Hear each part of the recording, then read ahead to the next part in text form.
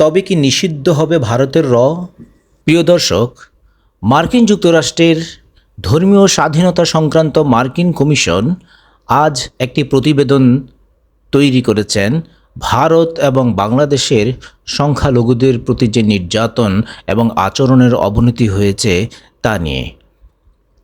বাংলাদেশের প্রসঙ্গে প্রতিবেদনে বলা হয়, দেশটিতে ধর্মীয় স্বাধীনতার অবস্থার অবনতি হয়েছে।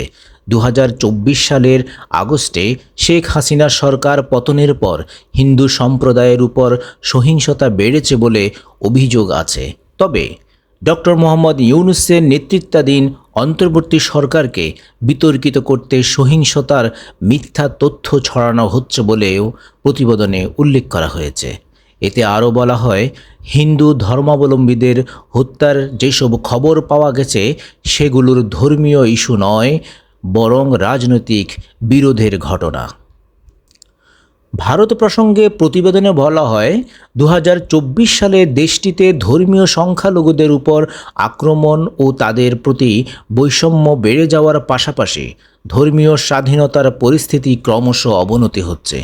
গত বছর দেশটিতে নির্বাচনী প্রচারণার সময় প্রধানমন্ত্রী নরেন্দ্র মোদী ও তার দল ভারতীয় জনতা পার্টি মুসলিম ও অন্যান্য ধর্মীয় সংখ্যালঘুদের বিরুদ্ধে বিদ্বেষাত্মক বক্তব্য এবং বিভ্রান্তিকর তথ্য প্রচার করেছিল বলে ওই প্রতিবেদনে উল্লেখ করা হয়। গুরুতর ধর্মীয় স্বাধীনতা লঙ্ঘনে জড়িত থাকার জন্যে ভারতকে বিশেষ উদ্বেগজনক দেশ হিসেবে তালিকাভুক্ত করার সুপারিশ করা হয়েছে কমিশনের সেই প্রতিবেদনে।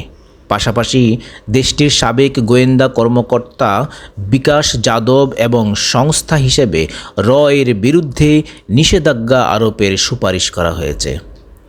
এছাড়া ভারতের কাছে অস্ত্র বিক্রির বিষয়টি পর্যালোচনার সুপারিশও করা হয়েছে প্রতিবেদনে।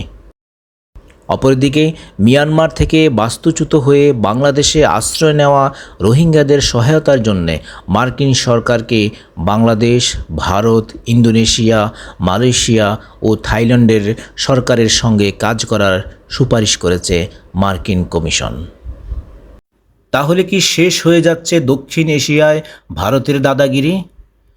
বাংলাদেশের সংখ্যালঘুদের উপর নির্যাতন নিয়ে যে মিথ্যা প্রোপাগান্ডা নিউজ বিশ্বব্যাপী প্রচার করছে ভারত, তার বিরুদ্ধে মার্কিন যুক্তরাষ্ট্রের এক চপেটাঘাত।